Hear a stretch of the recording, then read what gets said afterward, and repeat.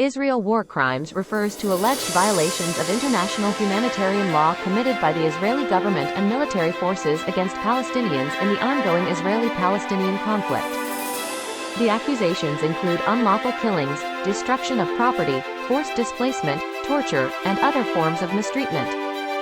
The conflict between Israelis and Palestinians has a complex historical and political background. It dates back to the establishment of Israel in 1948 and the subsequent displacement of hundreds of thousands of Palestinians from their homes. Since then, there have been numerous rounds of violence and clashes between the two sides. International human rights organizations, such as Amnesty International and Human Rights Watch, along with the United Nations, have raised concerns about potential war crimes committed by Israeli forces. They claim that Israeli soldiers have used excessive force against Palestinians, including during protests and military operations in the occupied territories. Such actions include the use of live ammunition against unarmed protesters, which has resulted in a significant number of Palestinian casualties.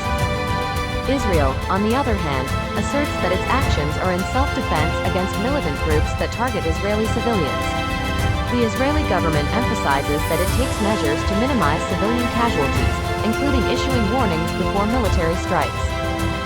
They argue that any civilian deaths or damage to infrastructure is unintended and a result of the use of human shields by Palestinian militants.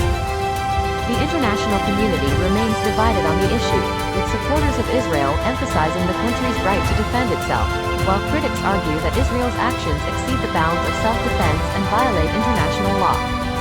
Efforts to address the alleged war crimes through international courts and tribunals have faced challenges, as Israel is not a party to the International Criminal Court. Resolving the Israeli-Palestinian conflict and addressing the issue of war crimes requires a comprehensive and negotiated solution.